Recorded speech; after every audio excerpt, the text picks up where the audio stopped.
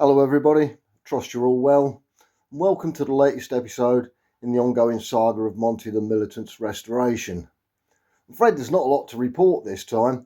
It's been all about that back axle really, and getting that cleaned up. Not a great deal else has been achieved. As far as the axle goes, if you remember from part 11, we were fighting against the weather and the rain more than anything. And one step forwards and two back really, a lot of cleaning, and then it all went rusty when it got rained on. So we come up with this idea: push the boat out, spend 35 quid on a well-known auction site and buy a tent. It's not exactly the Taj Mahal nor the Palace of Versailles, more like the Palace of Pigsty really, but anyway, it's doing the job and it's keeping the rain off. As you can see, we've had the gaffer tape out already, mending that corner. We had a bit of trouble putting it up, and we've got a couple of ropes lined up inside as well, helping to hold the thing down. But to be fair to it, it is doing the job, and it's doing it rather well, keeping the rain and the worst of the wind out, and I can get on and work. However, to be fair to the little tent, the instructions did say don't leave it up overnight or in inclement weather. So it was no surprise really when I found it in this state. Torrential rain and some gale force winds and did a fair bit of damage, but to be fair to it, it was still keeping most of the axle dry. Anyway, we managed to resurrect it, more gaffer tape everywhere and a few repairs on the corners, bit of fence post there taped on and another one on the other side. It's surprising what you can do. You can fix the world with a roll of Harry Black, and we're all held together and we're back in business. And business, well, it has been hard work cleaning this thing. It's not just a bit of rust either. On the underside of the axles, there's this congealed, oily, sticky mess. I don't think it's underseal. I think it's just where there's been a bit of spillage over the years that's never been washed off, and it's just sort of mixed with the dirt and dried on. And the only way to get it off, really, is to scrape it off with a knife and a scraper first off, and then get the wire brush to it. As you can see, that's quite a thick layer around there. I'm not sure if it's the diff pinion seals that are leaking, or whether it's just oil that's been spilt over the years. But anyway, we got it all cleaned off, and we set about and painted it up, and then I tried filming it, but it was getting towards the end of the day, and it was getting a bit dark out, and even darker in the tent. But still, a bit of torchlight, and you can see we've even managed to clean up in the gaps there, and a coat of paint on it, all around the outsides, underside of these axles, and it's all looking much better than it was before.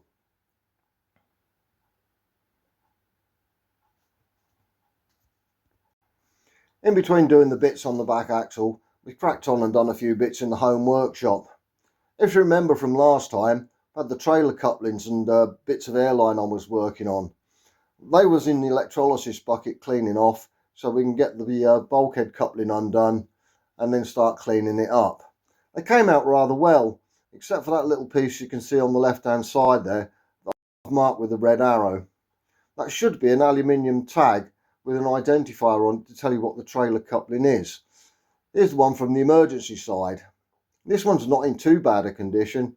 It's better than that one anyway. Anyhow, none of them were that good, so I made up some new ones and had them engraved by the local Timpsons. The engraving could be a bit better. It's not quite the same as the original, but I think they're going to do, and they've come up quite well. So we'll put them off to one side while we get the rest of the bits and pieces done. Save them for later. As for the tap and the bracket, they've painted up well. The tap's cleaned up quite nicely, works perfectly. The palm coupling itself has had a coating of grey etch primer, because that's aluminium rather than steel. Once I painted it, I then realised it's a different pattern to the red emergency one from the other side. And on checking on Monty, it's a different pattern to the two that are on the front. I'm sure it didn't leave the factory like that with an odd coupling, so we'll have to get that changed for a matching one to fit the other three. But that's for later. In between times, more nuts and bolts getting cleaned up. There's another selection there. I think they're from the brake chambers and some of the brake linkages. But they've cleaned up well and they'll get bagged up. A few bits cleaned and painted here. You've got the round rings there from the brake S-cam rollers. They hold the felt seals in. And the little square frames, they're the bump stops from above the top of the axle. 4 plugs out of the axles themselves, 2 fillers and 2 drain plugs, and their respective copper washers. They've all cleaned up quite nicely, and they're waiting to go back in. Back on the axle itself, now I've finished the underside, I need to turn the axles over so I can carry on with the top side. So take the tent down and get the tonker out and get it turned over.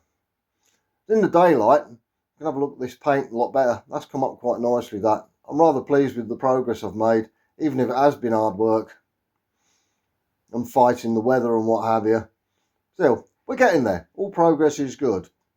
As for turning the axles over, it didn't go quite as I thought it might, but you never mind. We got there in the end. Took it off the axle stand, wrapped a sling round it, and then just carefully lifted it up. I wasn't expecting that centre bar to fall over and the other axle to try and start rolling. But anyway, we got there in the end. I put the torque tube back on temporarily, hold it in place. That's one of them up and done, and I'm just turning the other one up now. Yeah, I might have scratched a bit of the new paint turning them over, but we can touch that up later. At least I can get to the top side now and get it cleaned. So that's back up on the stands now, and that'll be ready. We can crack on and start cleaning that top side. It's not too bad compared to the underneath. Most of it's just dirt and rust, and that should clean off quite well. I think the difficult bit, and you'll see when we get round there in a moment with the camera, is going to be getting in behind these diff flanges where the prop shafts fit on, and I think I might end up having to remove them so I can get in behind them to clean them, especially these front ones. They are quite mucky and they look like they might have been leaking at some point, so that's something we need to investigate as well. So we'll need to find a socket for that big nut and get them pulled off the front, and then I'll be able to get in there and clean them properly. So that's the next mission, to get that sorted out. And there we are. Like I said, not much to report this week. It's all been about this back axle, but we're cracking on. All progress is good, and we will get there, weather or no weather. The old tent will go back up, and we'll crack on next weekend. Anyway, that's about it for the time being. We'll see you all next time. Thanks for watching. Hope you're still enjoying the videos. Bye now.